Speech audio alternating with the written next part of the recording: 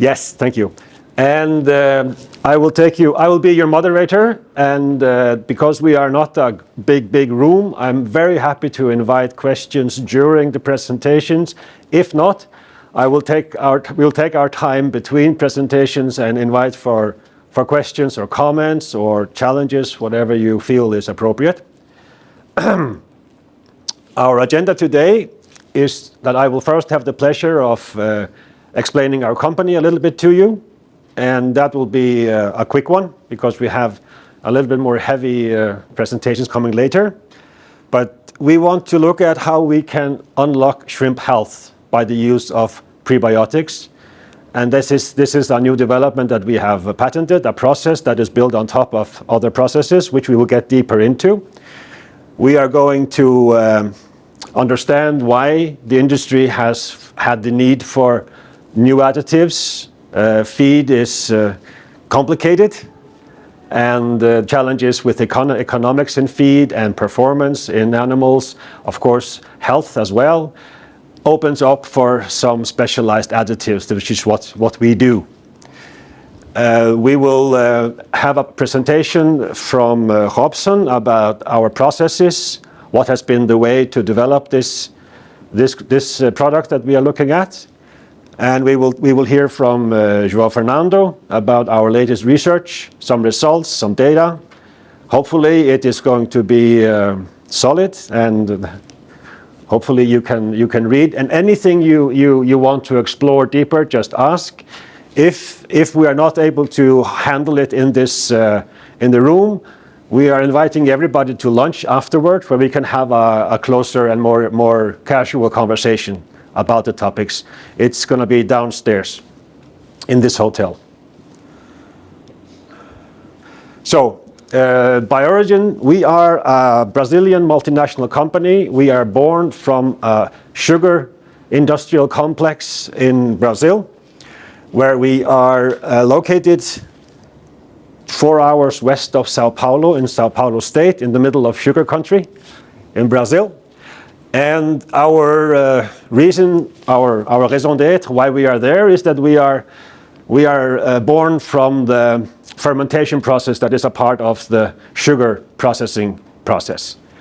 We have a dedicated factory in Catar, production there. We have offices, our headquarters is in Lençóis Paulista, and we have offices in Sao Paulo.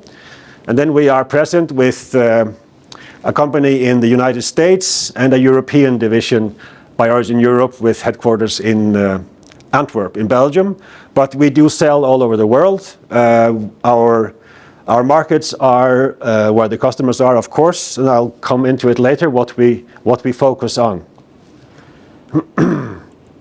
Our journey from the beginning of the yeast specialization started in 1994. Where we are, our mother company in Brazil is called Zilor. It's a family-owned 80-year-old company, I think, specialized in sugarcane processing. And we started drying the spent yeast from the sugarcane processing in 1994, which is still a very basic component in animal feeds. It's a protein source. Somewhere it's a flavoring source, but it is a simple dry inactive yeast. But there were possibilities to develop that further, and in 2003 Biorigin was created, and the goal is to purify the beneficial components in the yeast. And to do that, we constructed the first dedicated, what we call pure culture, pure yeast plant in Brazil in 2003. The rest of the industry was still doing the spent alcoholic fermentation yeast, and we wanted to move on to purified yeast because we will have a more standardized raw material for further processing. In 2008, Biorigin acquired a company in the US and a company in Europe, Immunocorp in Europe and PTX in America, and PTX was dealing with bacterial fermentation in the US, and Immunocorp is the company that developed MacroGuard for the fish feed industry, especially for the salmonids. And at that point, we acquired the technology, the patent, to produce MacroGuard. In 2016, there was a big expansion of our capacity in the plant in Qatar, doubled the production capacity. And we just recently had a huge milestone this year where we became part of the Le Saffre group, which is a French, also family-owned company specialized in baker yeast. They tell me that every one of 3 breads in the world are fermented with Le Saffre yeast. So they are one of the biggest yeast company or fermentation industries in the world, and we fit in there because of our specialization in Brazil. I hope to be able to talk more about Le Saffre later, but right now we are still in the integration process, so there are some overlaps that we need to figure out first. Our focus is very clear, very simple. The yeast cell has a nucleus which contains protein and a lot of properties that can help the food industry. So we take that part of the product to food, soups, sweeteners without sugar, without sodium. And for the feed, animal health and nutrition, we focus on aquaculture and pet. That's it. We are very specialized, but we need to be because we are a small, very specialized team. A very, very simple introduction into the sugarcane process and the fermentation and the biotech that we apply on the stream here. Our energy source to feed the biomass of yeast is a derivative from the sugarcane molasses. So we tap into the carbon cycle that we already have. We don't use outside energy. We produce all the steam, all the electricity, and the fuel for the yeast ourselves. Fermentation is done in the reactors, and then we apply biotechnical processes to concentrate and purify what we need to have. And voila, we have ingredients for food, for feed, from completely natural, non-GM sources. Very quickly, our portfolio. Our focus points are immune system, gut health, palatability, development of the animal. We need to work on the reduction of the use of antibiotics and digestibility. Macrogard is our purified glucan. Hydrogen is our solubilized cell wall, which is we're going to talk about today. Palaop is actually a product from the yeast extracts or from the nucleus of the cell that we manipulate to enhance palatability, especially in pet food. Cats are very, very picky about their food. They need some help. Actimos is a source of mononucleosaccharides. It's dry yeast cell wall without further manipulation. And Biotide is again also a product from the yeast extract, a source of RNA-based nucleotides used in all animal feeds today. Yeah. Now, that was very quickly about the company. We've had Eduardo, our product manager, to prepare a presentation about the evolution of the shrimp industry and the use of prebiotics and additives. Thank you. Okay. Thank you. Microphone. Oh, the microphone. I'm not gonna. Forgot to say that today is my birthday, no? We have given him a birthday song, but if you guys wanna join, it's. Today, Eduardo is 22 years old. I don't know if I celebrate or cry. I know it's my age, but anyway. So thank you everybody for being here. I am so happy to be here also. I am Eduardo Yamashita. I'm Brazilian. Not to look like Brazilian, but I am. I'm a product manager at Biorigin. I have been working here for 1.5 years. In my background, it's another company as ADM and DSM. Always, I have working in aquaculture during 20 years. So there's a bit about my background. So the idea now is just to have a short introduction about aqua. That is something that inside of my passion. There is graph that everybody show, in all events on aqua. The dark blue, that is the production of salmon. In the world, that is quite flat, if you see that. So salmon is not increase the production as other species, because salmons have the production in the north hemisphere on the south, and salmon need cold water, and also fresh water. So it's very hard to increase the production of salmon. No? The production of salmon that is focused in Chile, that for me is the best salmon in the world, better than Norway. In Norway, so also you are playing both. Biorigin is playing these both countries, and here you have the two main species that push up the aquaculture market. One that is tilapia, that is going very well in Brazil, for example. Boy told me that he tried tilapia this year, the best fillet that he has eaten. And also shrimp. Here you have this line here is shrimp production, and shrimp will have many tricks. Look at that. Sometimes you drop the production here to 2012 to 2013. Sometimes the production is flat. Sometimes going up. Sometimes going down. So I have many issues inside of shrimp production. That is linked with some diseases. Usually you have some virus that I will explain further. And here in the bottom line, that is Sebring is Seabass. It's not so expression volume when you consider aqua, but it's an important species when we're talking about the margin and possibility to grow. When you get the growth aqua, that is 5%. So that is impressive growth year by year. Compare with other species, poultry and swine. So, and about shrimp, you have Ecuador as the main production, China, India, and Vietnam. What is the main challenge that you have? You have a lot of challenge when shrimp production. One that is the price.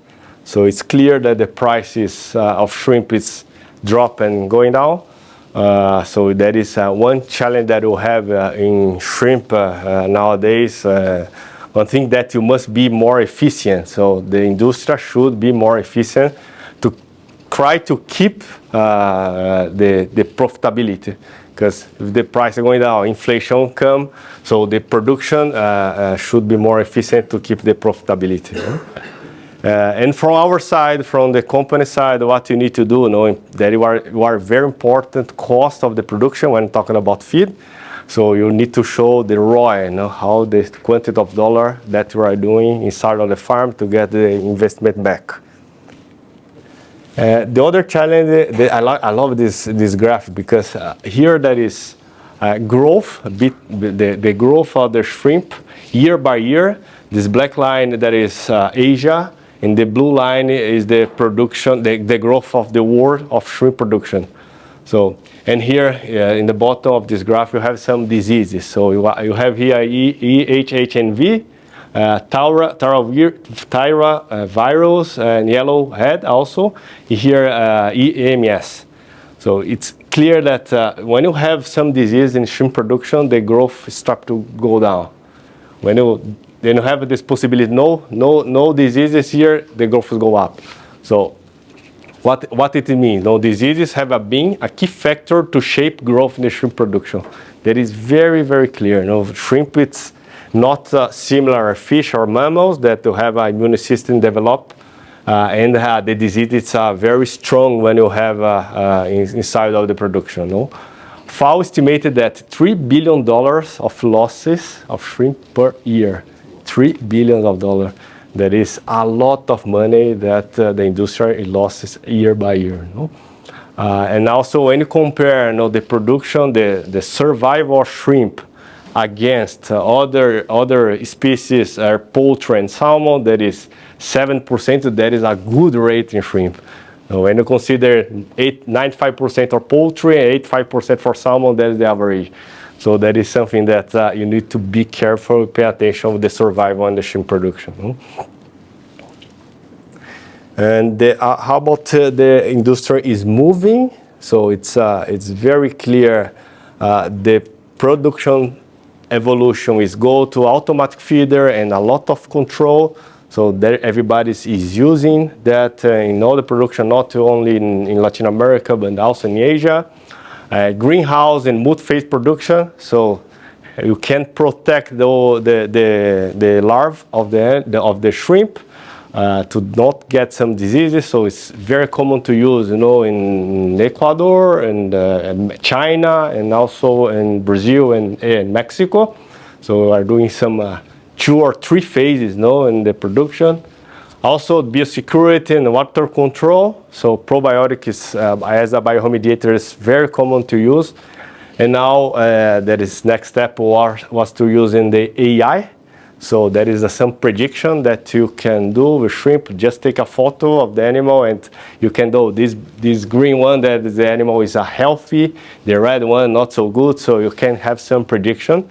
Also to use a photo in the hepatopancreas of the animal, you can develop some tools that help to check the health of the hepatopancreas of the animal. So that is the next step. So the industry is moving to try to be more efficient. And about the feed additive, how it's moving. We have some waves that is going the part of the feed additive. The first one was immunostimulant at 2000.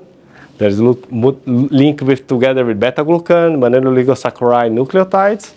After that, 2010, start to target the pathogen. So you're looking for the pathogen inside of the gut of the animal, and look at that will be the target. And now is much more focused in microbiome, gene expression. That is the third wave of additive that you are looking for. So just to close here the part of my introduction, so that is very clear that I have many stressors in the aquaculture. So have a management, transport, high density, stock.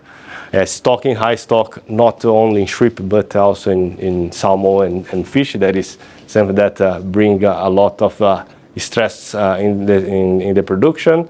Many environmental factor as high temperature, photo period, salinity, and seasons that is changed. El Nino, La Nina, that's impact with the production. And from this side, there is nutrients. So that is the basic that will start a formulation to give the protein, lipids, and the minimum amino acid for the growth of the animal. And go inside of micronutrients, so antioxidant, vitamins, and minerals. That is the base of formulation. And go to this part that is much more topic of feed additives as probiotics. So probiotic you have from yeast or from bacteria.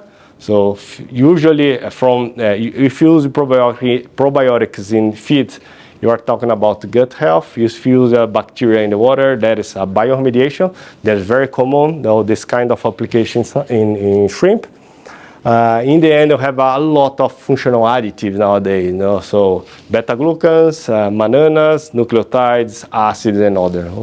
So that is the evolution of the feed additives here for shrimp. Now for my side, that's it. So I'd like to hand over to Bowie. And Bowie. Yeah. Thank you, Eduardo. Please let me know if you have any questions so far. I'm always very curious about understanding the difference between these industries. I'm more or less raised in the salmon industry, and the problems that we have had to face are, of course, also similar to this. And one of the biggest issues the biggest disparities that I'm looking at is the density of farming. You told us that Ecuador is the biggest farmer ex-China. The density in Ecuador is actually much lower than in Asia. And from experience, the higher density we have in livestock, in farming, the bigger issues we will have. So when Ecuador is going to ramp up intensity, is that going to create even more problems? Yeah, the density, I think, is have this link according to the price of the shrimp. With the price of the shrimp is going up, the density will be. You increase the density. Nowadays the price is very low and the density also is very low. So depend of the seasonality and the price of the shrimp. But it's clear, the density has some stress in the animal and bring more diseases. Yeah. But what you're actually saying is that it's more price that is driving the management of density more than the health of the animal. Yeah. Interesting. That was a note. Anyway, I'm going to hand it over to Robson to explain to us about the process that has been applied to develop the product that we're looking at. Thank Robson? you, Roy. Let me put it here. That's okay? I think anywhere is okay. Okay. Good morning, everyone. First, I would like to say it's my pleasure to be here in Valencia with all of you, professionals passionate about aquaculture nutrition. And this is my second year here in the Aquaculture Europe with the Biorigin, participating with a workshop. And they always say that the Biorigin give the opportunity for us to learning and always challenge us. So, but why I am saying this? Different from the Eduardo, I have not been in the aquaculture market for all my life. If you look for all my specialization, master degree, PhD, it was in ruminant nutrition. So it's crazy. How can I imagine that one day I could be a big fair, talking about the aquaculture? But this is because since I began the Biorigin, she believed me in my work and gave me the challenge opportunity to learn about the new segment, the new species. And since I began the Biorigin, I have been working 6 years in Biorigin. I'm feed specialist in the R&D, and I just developed products and improved products for aquaculture and pet food, no ruminants. So in the beginning, it was a big challenge for me, I have to say, but after some period, I saw that it's amazing. I discovered that work with aquaculture, it's very nice and it's amazing, and with pet food too. So, in the other words, don't believe in everything that I will say today for you guys. I'm joking. So, but probably because of this, they gave me the topics to talk about the molecule, our technology. So We'd like to challenge you. yeah, let's do this. So I'm Robson Barduce from Biorigin, and just to return the topic here, today I want to show for you how something often overlooked, a wheat cell wall, might be the most powerful tool in your formulation. And this includes peeling back layers quite lightly. So let's begin with our topics. These are the topics that we will cover today. Just begin with industry challenge emission. My colleagues talk a little about this. I will just give a wrap here in a simple way. And after going to our technology, what we have done to improve the wheat cell wall, showing some results, some initial results that we had, and after just to finalize and with the take home message. So let's start with the challenge that we have in a simple way. Antibiotics are under pressure. Regulation are tightening, and producer are stuck balancing between animal health and performance. When I look for the market, the functional nutrition, and we can see here in this fair, is stepping up. Mononucleosaccharide, MOS, is not more one option. It's become essential for the future. And here we are not just talking about the traditional MOS. We are talking about the new generation of the MOS, mononucleosaccharides. In this case, Hypergen. If you look for this graphic, we can see that the research is booming.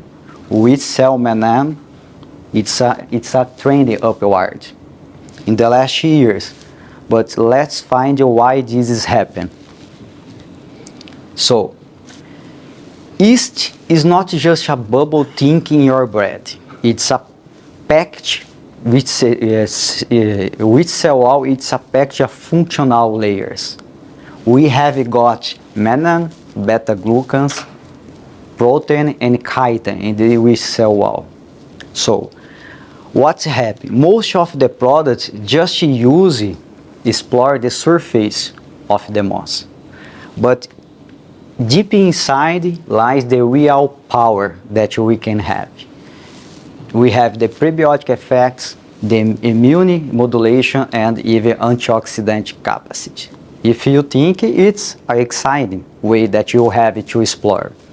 So, but this, when we look at this, Biorigin, our technology, we do different. We just work and unlock all of layers of this yeast cell wall just to bring the different results. That's most of the time is not utilized by the traditional moss. So just continue with the line of the thoughts. Here it's how the moss work. In a simple way, pathogens want to stick the oligosaccharides in your gut wall. But when soluble moss is present, they trick them. Instead to bind to the moss of the gut, in this case oligosaccharides of the gut, the pathogen bind to the moss, oligosaccharides from the products. And they just get flourished then.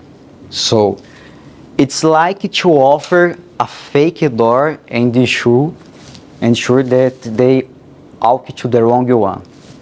It's a simple concept, big health impact, and it's help beneficial bacteria to flourish too.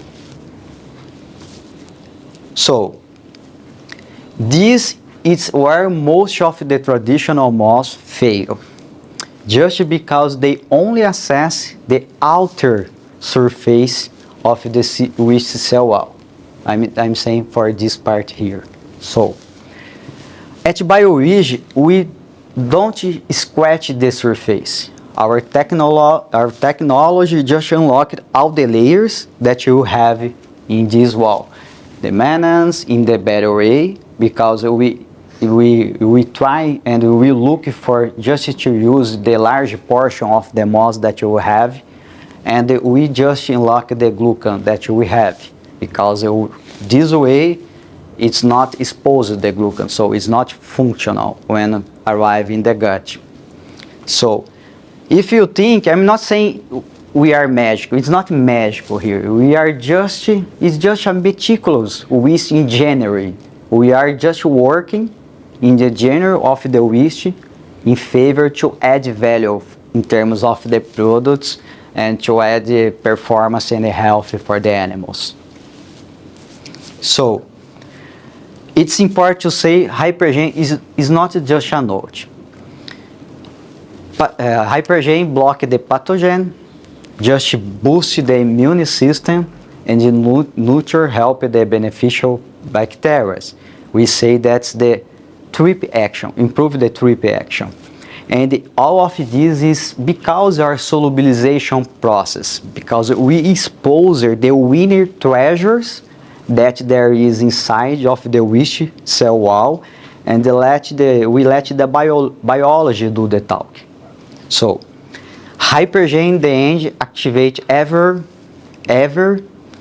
components of this yeast cell wall that translate direct in the animal health and performance when you think in this triple action that we can see with the Hypergen. So, but let's begin talk about the results. How is this product is different from the traditional moss? When compared to the traditional moss, so we can see that Hypergen just deliver over 5 times more moss soluble and twice in glucan purity. So this in other words means more bioactive, more consistency, and yes, more profitability down the line. This is one thing very important. So give you one more step, and here we just tested against 3 commercial products, moss, traditional moss, with the Hypergen, and we can see the Hypergen stood out here. But not just because the banana content, but because to the glucan quality that we can see here. Our process will just deliver, again, 5 times more at least the soluble moss and twice in glucan pellets. This, of course, it's a functionality we find, if you think. It's not reblended, we just refining the functionality of these products. Metrics, again, that direct the biological efficacy when we think in animals, in performance. So, just to continue about your results, this which was the first trial that we run in vitro inside our RRD in Brazil, located in Brazil. And our hypothesis it was that soluble moss just enhancing the effect of binding capacity to pathogenic bacteria, in this case E. coli and Salmonella. And we just used a microplate methodology that you can see in the literature. But the idea of this test it was that it's based off in the relationship, the inverse relationship between the initial cell density and their growth. In other words, greater number of the bacteria cell adhered to the product in a short growth time. So, what we have seen with this experiment? Because we want to know, does this increased solubility really actually help in binding pathogenics like E. coli and Salmonella in terms of more efficiently? And the answer is absolutely. Better agglutination, faster agglutination, better protection, and Hypergen acted this way.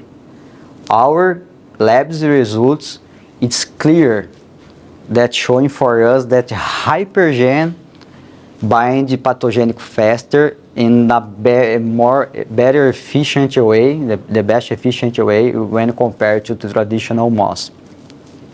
Just this, why this is very important? Because we're reducing the gut colonization risk.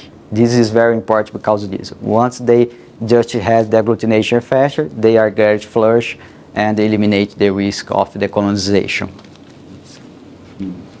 So now we just had the view about the characterization and the difference of these products, molecules, from the traditional moss in the market, what we have done, and after we just had the results, the trial from the in vitro, and now the idea, okay, let's give one more step and let's run an experiment in vivo with the basically animals to look for the biological activities.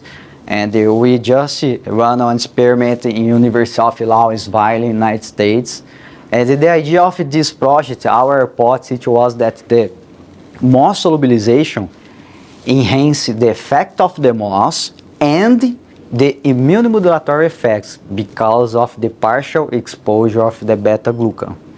So, therefore, we decided to monitor their effects on the most important reaction cover the both branch of the immune system. We work in this experiment with 30 animals, mice, where it was located 10 animals per treatment. The treatment were negative control without an additive, a regular moss, and the soluble moss, in this case, a Hypergen. And all the biological activity was tested after 14 days the oral feeding. So what you have seen in these results? Beyond the gut, Hypergen proved its value systematically.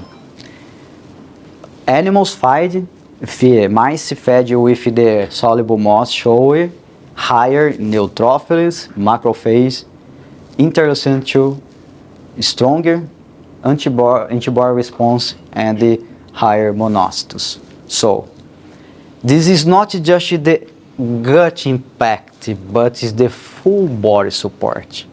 that we can see. And if you go deeper in these results, just the pattern repeats. Hypergen flag more action, more defense, and the more recover potential. So this is amazing. So, and reinforce that why we consider this product is the new generation and why he's different from the traditional moss. So, but what is important to remember, to take away the message? Hypergen, it's the next generation of moss. It's the topic that we will try to show this for you. He just bring the strong biological impact, better immune performance, and the most important, the prebiotic synergy that producer can depend on, can use this. And remember, what was once discarded, the waste leftover now can be a most power tool that you can have, because like my colleague Boy told in the beginning, we just, if you think the main focus of the production of the waste is just to obtain the extract. The food industry make the process to stress on, to have the extract of the waste, and the wheat cell wall is just the co-product, sub-product. When you think about, okay, of course, now pet food, and we are the first company that we are trying to do this using the extract products for having the pet food too. But for a long time, wheat cell wall is just the co-product, the residue from the food industry, and we just add one step more, just to add values and to have these products. So Hypergen is not just more effective, it's more profitable, and we can see this because, and Dr. João Koch will continue with the practical showing the results, the practical trials, that the product reduce the disease pressure, bring better feed efficient, and for me, the most important that the industries can use. It's a antibiotic-free position that creates advantage to market to use across all continents. So this is one important point, and show how we can Biorigin with moss, soluble moss, can help in the needs of the industry, feed industry. Okay, it was that I had to talk. Thank you. Thank you. Thank you, Robson. We managed to keep him away from ruminants, but not completely away from monogastrics, I could see. There was a mouse there somewhere, wasn't there? Yeah. Yeah. But you didn't mention it, but the process that we are applying, it is a proprietary patented process, correct? It was in the past, but it's not more patent. But yes, it was developed together with one partner. Yeah, it was. Yeah. And that's why this is not a completely new product in our portfolio, but this is our first venture into marketing this product in our own name. It has been developed and used with a big multinational feed company that have had the exclusivity more or less for, I don't know, 20 years? Not almost. But now we are opening up, and we have chosen to apply this for shrimp. But the generalization of the mode of action, we can see clearly that there is potential in other industries. We have seen some interesting results in fish and not in shrimp that have impact on the blood parameters, perhaps aerobic capacity of the fish, and we are going to dig deeper into that later on. But anyway, any questions for Robson? Børre? Tried to use this in Artemia live feed production? We have not, but very good idea. Yeah. Very good idea. Bacterial load in the live feed is extremely high. The bacteria load. Yeah. So that that would be something. But that would need to be in bioremediation. We would have to take care of the environment, not the animal. Yeah. That's interesting. We'll take a note of that, Börre. Yes. And also, I mean, also the dry feed itself. I mean, you have rotifers also. They have the same issues. Yeah. In their substrate, where they grow, it is. Sorry. Inside also. Yeah. Interesting. And this is quite solubilized, so the molecules are smaller. Could be quite interesting compared to intact moss. It's quite large. Very interesting. Depending on the size. Yeah, you're correct. Well, we are starting the pathway here. We have not tried it in halibut or cod either, but we know of the gut issues in those marine species. It could be very interesting to explore. But right now we are looking at the shrimp. We have heard a lot of praises for the product, but as you guys know, we can never praise anything unless we document it scientifically. And João will help us to walk through a few experiments and results. Please, João, take the stage and the microphone. I heard someone screaming back there. Was that for you? It's usually only for the rock stars. There you go. Let's see. Can you help me here? It's okay? Yeah, I think so. Huh? It's okay. Yeah? Yeah. Okay. So, Huh? No, they bought in. It's only for the camera. Can you not hear us? Okay. Yeah. Sorry. yeah? Okay, I'll try. I'll do my best here. Okay, so first of all, I'd like to say thank you for everybody for being here. I'm seeing colleagues from all other parts of the world, people from Norway, from Greece, Brazil, so it's a pleasure to receive all of you here with us. So yeah, it's time to explain a little bit about the trials that we run, and of course we continue running with Hypergen. I think it's part of a product success is documenting, as Boy mentioned, scientifically. So we have here Dr. Luiz Otávio is our partner in Brazil. We have a long-term cooperation, and Dr. Luiz Otávio is running a lot of trials with us, not only with Hypergen, but also with Biotide Extra, and we intend to have another trial because at the beginning we start just running trials with Hypergen. And now we are looking for synergistic effects between other molecules, because sometimes is what the market wants, some blends. So I am João Fernando Koch. I started in Biorigin 2016. So in a few months I will complete 9 years inside Biorigin. I started there working directly inside the R&D department. And I'm really happy to let you guys know that as soon as I started in Biorigin, I was working the development of Hypergen, documentation, marketing materials, and all these kind of things that Robson explained very well for you about the processing behind this molecule. So I also need to say that I stay almost 16 years inside the university doing my master degree, PhD, and postdoctorate, but always focus in fish nutrition, always focus in immunology, hematology, and this kind of things. But since 2019, I started working with shrimp also, and I love it. I'm learning a lot, and every single day we change messages with Dr. Luiz Otávio, and I'm always learning more and more. So it's part of my life, always been learning. So here is the first trial that we run with Hypergen in shrimps. This trial we run in University of Science Malaysia in 2019.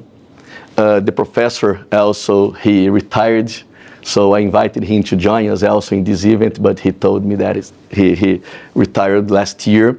But it was really nice, and when we were talking to him, we were looking for the main challenge that we have in shrimp culture, and we have decided to test Vibrio Paramolíticos and feeding the animals just for 15 days before challenge the animals here. So, as all of you know, the Vibrio Paramolíticos cause the early mortality syndrome, or AHPND, also as known like that. That is really a big problem to the shrimp industry.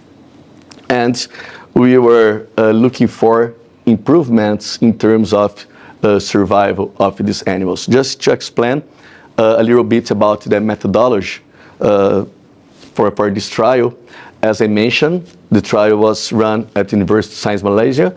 We used the PL9 SPF, free of pathogens, practical isolipid diets made with squid liver oil and 42% of crude protein.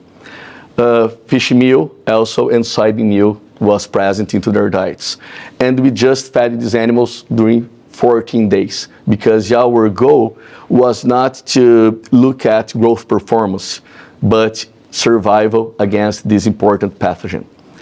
So we have decided to add two different dosages of Hypergen, 0.2 and 0.4% of the diets. 2 and 4 grams per kilogram of diet. So our inoculation was inside the water, and I'll explain a little bit later about the concentration that we applied for this pathogen here. So we had 4 treatments and 4 replicates. Why 4? 2 levels, a positive control and a negative control also in this trial. The challenge we run in aquariums, 1 liter aquariums, adding 13 PL9 per unit. And we fed the animals 3 times a day, being 9, 1 and 5 until satiety. And the water exchange was 10% daily. So here just a summary of the results. Of course, as I mentioned, as we just fed the animals during 14 days, we couldn't see any difference in terms of growth performance because it was a really short period of feeding. But we have here what in the left side, what's really important. When we evaluate and when we look at the survival of the animals during 7 days after inoculation, we can see the positive control. That means without any kind of additives, but with the inoculation of Vibrio Paramolíticos, we can check that the final survival was 40%. When we add 0.2% of Hypergen, the final survival was 76%. It's not clear here, but we have the table. I just summary here in this figure. And applying 4 grams per kilogram of Hypergen, we achieve 80% of survival. That was statistically similar to negative control, where we never use additives, but also the animals was not inoculated. A challenge, yeah. Okay, so for this trial, the concentration of Vibrio Paramolíticos was 10 to the power 6 UFC during the whole period here. Okay, and also the professor evaluated the presumptive count of Vibrio, PVC, and also the total culturable bacterial count. Usually we associate both variables to see if we have a big amount of culturable bacteria, which part is going to be Vibrios that we need to avoid, right, inside the hepatopancreas of the animals. And we could verify in this trial that applying also 2 or 4% of 0.2 or 0.4% of Hypergen, we could decrease the number of PVC, Vibrios, and also TC, BC.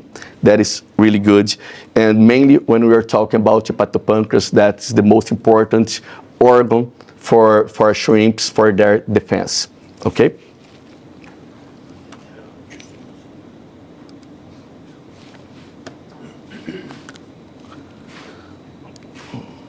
Okay, so in this trial, the first one specifically, we demonstrate that we could obtain 45 to 50% higher survival than infected group that was not supplemented with our Hypergen. So in this second trial that I'm going to show some results with you, we run this trial in Brazil with Dr. Bruno Scopel, another professor in Universidade de Santa Catarina. And we run this trial mainly to focus in hemocytes counts. We know that are important cells for innate immune of the shrimps, and it was our focus. So hemocytes are important for cellular immune response. We know that shrimps has a rudimentary immune system, so they totally rely on innate immune system. Of course, they have cellular immune systems such as hemocytes that we're going to talk here, but also humoral immune system releasing into the body some proteins, some enzymes, some prophenol oxidase cascade to fight against pathogen. So in this trial, as I mentioned, we run this trial in marine shrimp laboratory at Federal University of Santa Catarina in Brazil. And we tested here 2 different inclusion rates of Hypergen, again 2 and 4 grams per kilogram. And also we add a positive control in this trial, an important competitor that we have in Brazil. And why you guys can wonder why we apply 1.2%, 1.2 grams per kilogram is because of their recommendation, commercial recommendation, okay? But sorry, I cannot let you know that this competitor was Actigen from Altec. You do not know that, yeah. But here, just to explain a little bit about the water parameters, 6.42 milligram per liter of oxygen with heaters controlling the temperature and keeping at 28.5 degrees Celsius. 4 shrimp per experimental unity and with 400 liter as a useful volume. So the professors use here the species Lithopeneus vanamei, starting with 3.3 grams at the beginning of the trial. And the idea here was to keep the animals for longer periods, so 2 months, 8 weeks. And here what we could see, although all the treatments, we started the animals with around 3.3 grams that I mentioned before, and the final weight after 8 weeks feeding the animals was between 16 to 17 grams at the end. And we could not see difference between the additives here, but for all tested additives, we could see difference related to the control one, statistical difference related to the control one. Also, the professor did the count of Vibros, again, inside the hepatopancreas of these animals, and we could see some reduction, but the only significantly difference between the other treatments was when we applied 4 grams per kilogram of Hypergen into the animal's diet.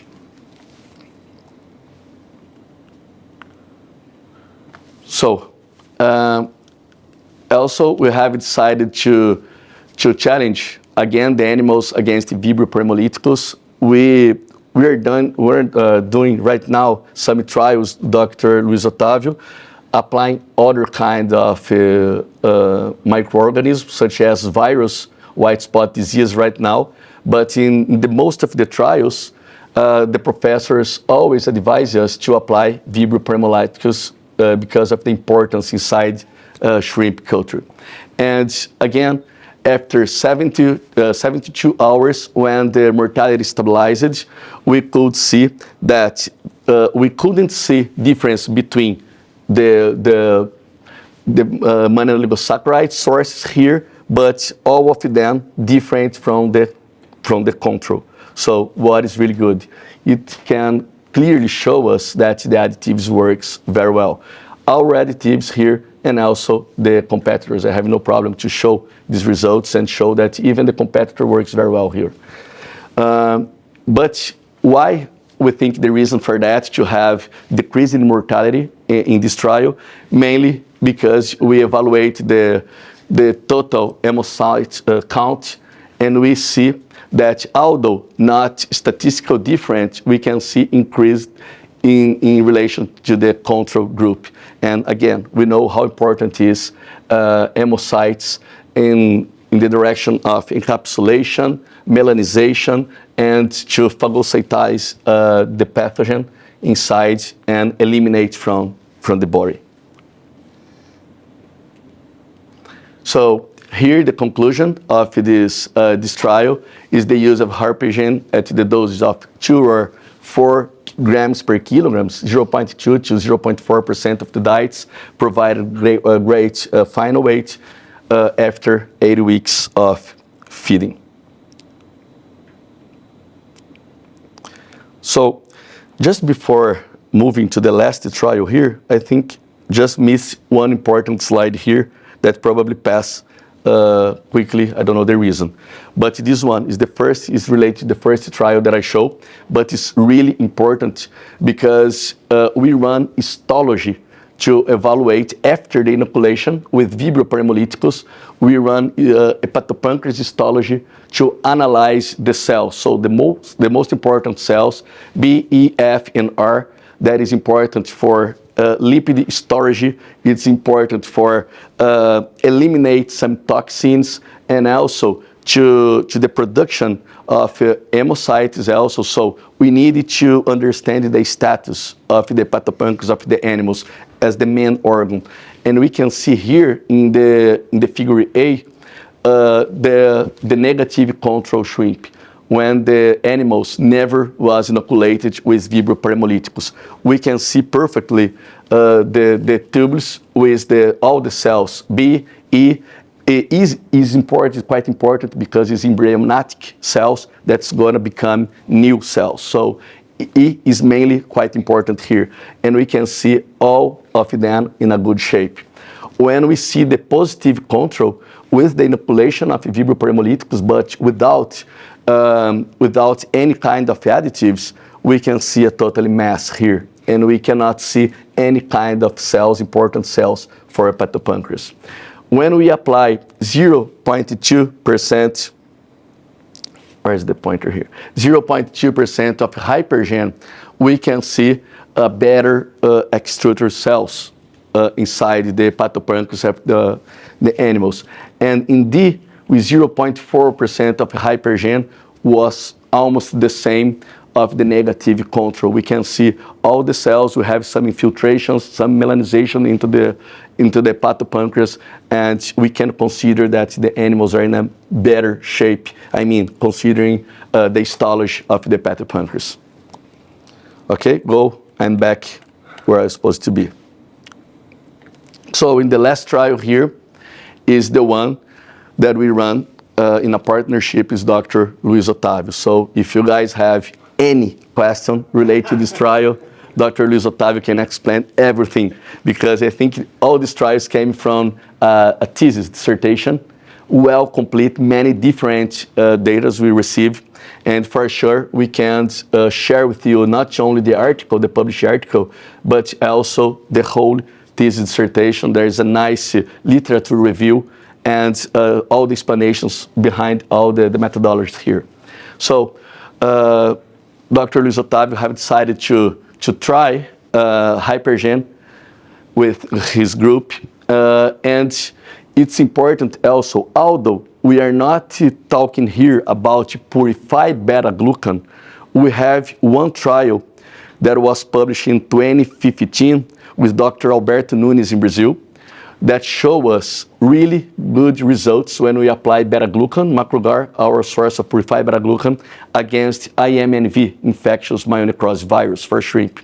So it's not the main focus, but for sure beta-glucans has some activity here, mainly when we are talking about this new generation of monoligosaccharides, because the beta-glucan is more exposed. So Just to explain really quick about the methodology here, we had the control diet, 1 gram of hypergen per kilo of diet, 2 grams of hypergen, and 1 gram of purified beta-glucan. And we have decided again to apply here MacroGar. I could remove this data here because it would not be important for us, but I think it's important to keep it here just to show that it has some difference between purified beta-glucan and hypergen for shrimp.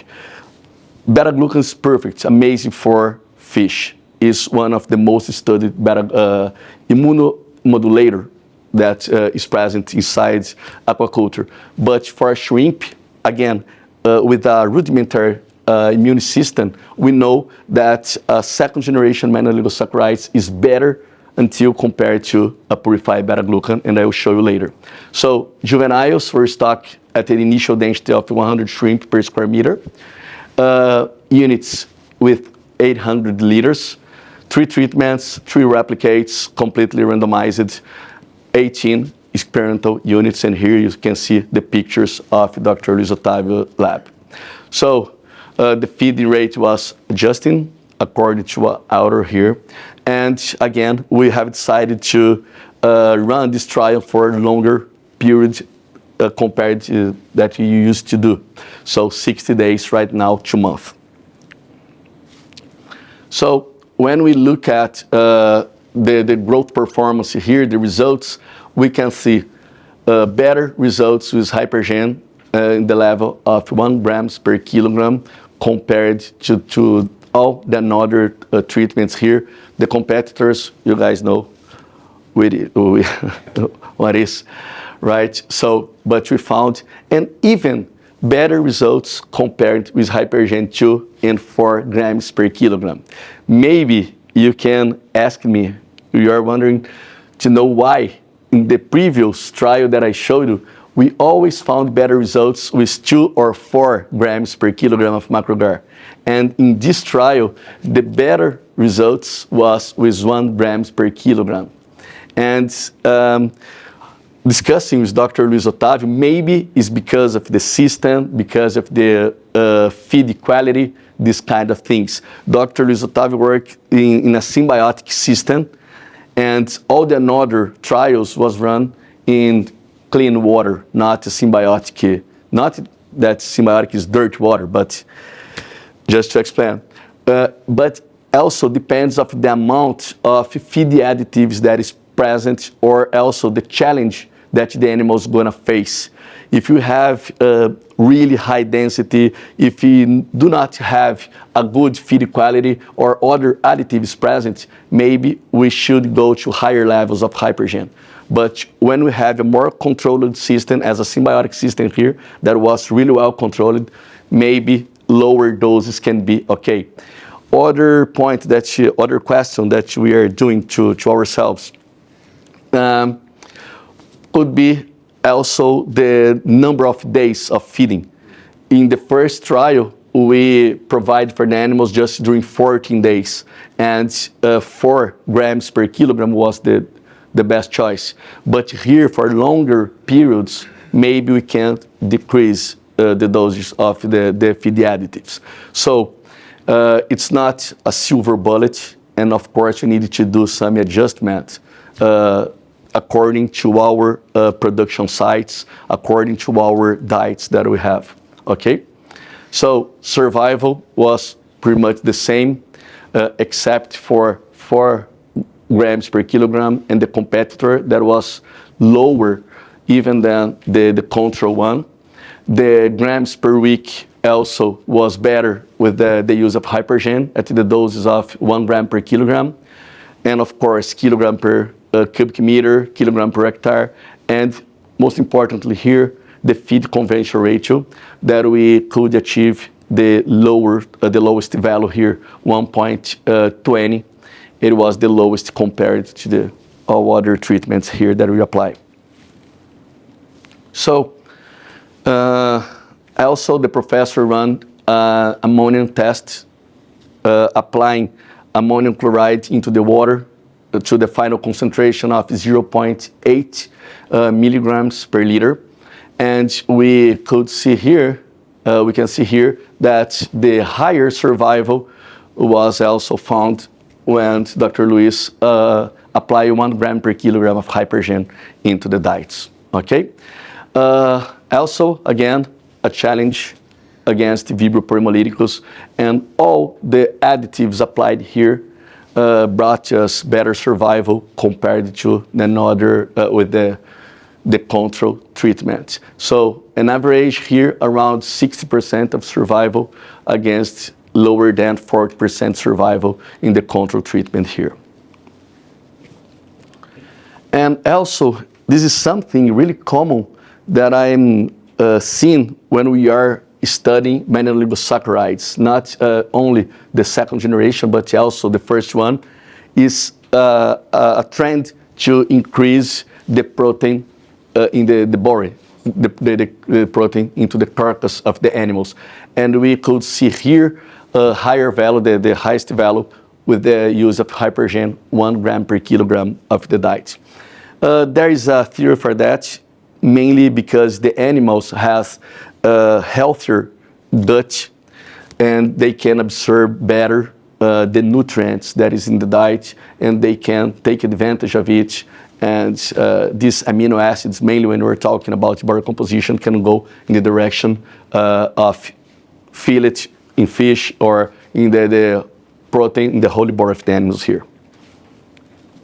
So also this is a hypothetical situation, but with the real survival that we found in the trial, considering a stocking of 1 million animals here in this trial and having the same survival, the same average, and using the same feed convention ratio, feed intake, everything that we took from this trial here, we could see that the best net revenue was obtained with the use of 1 grams of Hypergen per kilogram of diet. Of course, we have a cost for it.